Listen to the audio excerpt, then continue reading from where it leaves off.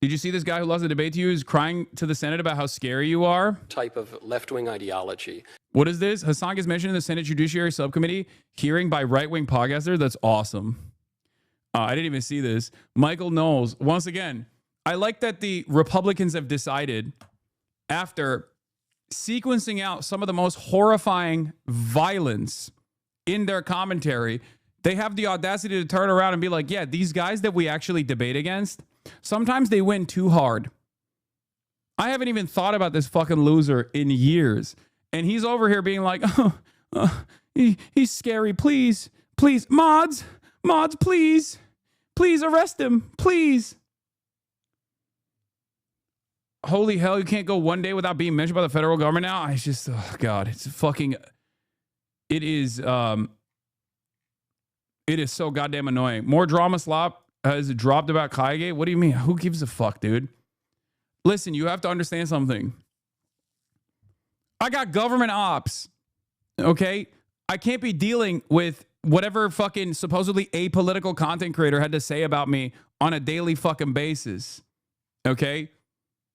And it's so funny that all of these people that are supposedly liberals, that present themselves as liberals, present themselves as defenders of democracy, small d democracy, and the Democratic Party, are so quick to align with some of the most nefarious right-wing forces. Something to consider.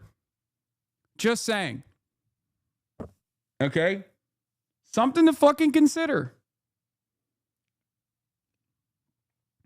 It's just strange that all these people who are like, I hate Donald Trump, I hate JD Vance, but you know who I hate more? Fucking Hasan Piker. And I actually will find myself in allegiance with JD Vance and also Michael Knowles as long as they are giving it to my least favorite person.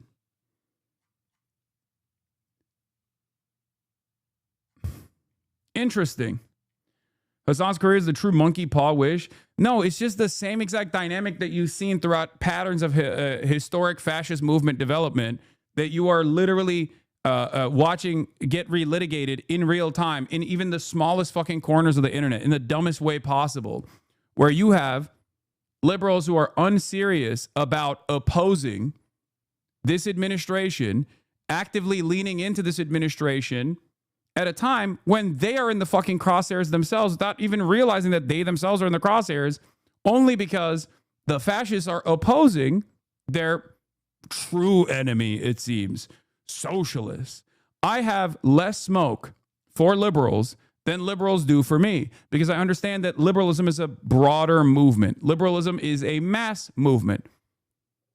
I want to bring liberals onto our side. I want liberals to fight against fascism. I want liberals to fight against the Trump administration, oppose the horrifying things that they're doing. And that's precisely the reason why when the Democratic Party does things that I agree with, I give them credit for it. Even if they're doing a horrible job of defending it on principle, I still stand by them, like this government shutdown and the way that they have successfully been able to show the American public that the reason why the shutdown is happening is because Republicans are refusing to fund ACA subsidies. Okay? And in the process, they are dangling the starvation of 40 million Americans in an effort not to offer those subsidies where people's premiums are going to triple. Okay? It's fucking crazy. If I can let bygones be bygones, because I don't give a shit about irrelevant drama or the back and forth, because I recognize that there's a far more consequential thing happening here with respect to what the goddamn with respect to what the goddamn government is doing to the American people as a whole, including even MAGA voters, okay, then you should be able to do that too. So I always say, one, judge me by my enemies. And I always tell you, two, pay close attention to what people focus on, what your favorite content creators focus on. Maybe you find yourself watching some of these other content creators, and they spend a good deal of time attacking someone like myself every step of the way. In this day and age, right now, in this very moment, when we are in the throes of fascism, if they are spending most of their time aligning with the administration against a person that they've declared the true enemy of their movement, someone like myself, then they're unserious. In the most charitable interpretation, they're unserious.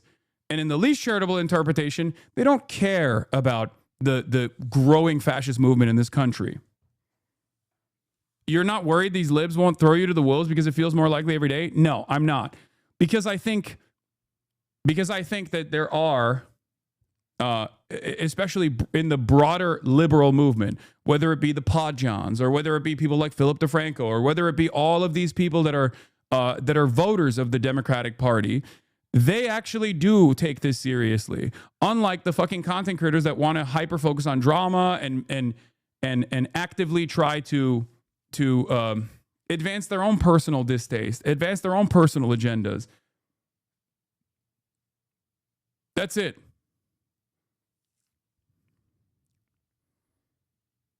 That's it. So no, I don't think so.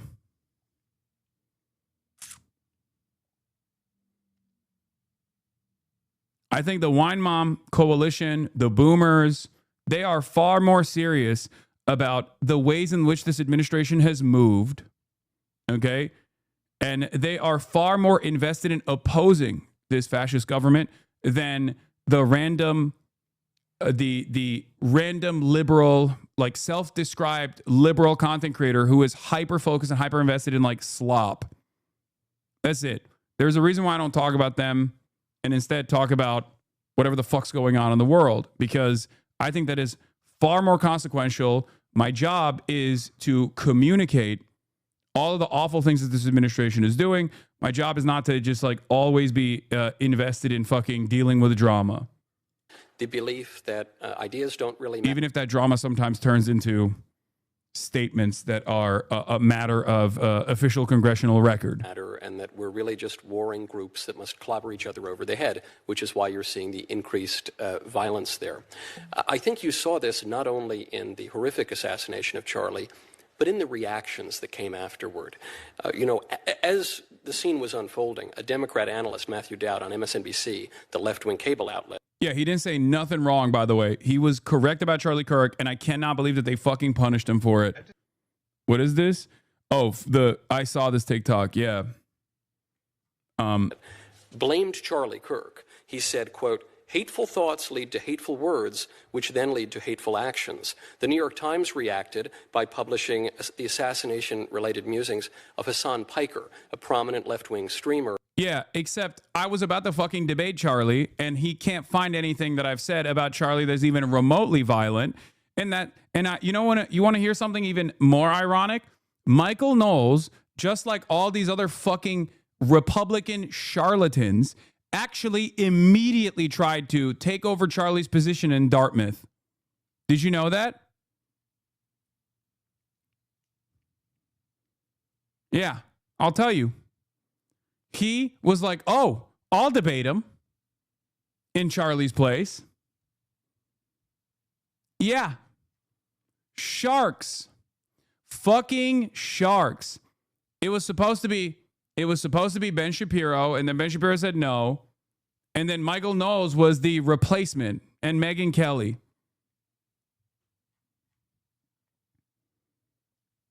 Yeah, bunch of vultures. And then he has the audacity to bring my name up in the aftermath of the Charlie Kirk assassination. Interesting. Yeah, I said no to the Michael Knowles thing. I was like, he's fucking no motion. I don't give a shit about duking it out with Michael Knowles. I'll do it for Ben Shapiro. Ben Shapiro said no. And then Michael Knowles was like, I'll take his place. I said no. I was like, I don't want to fucking debate the fourth most relevant fucking Daily Wire guy.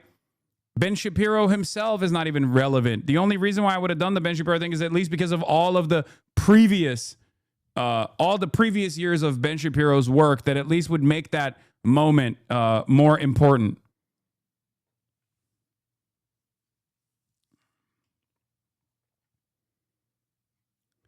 In any case, yeah, all of my ops fell off, which is why I have new ops now. I have government ops.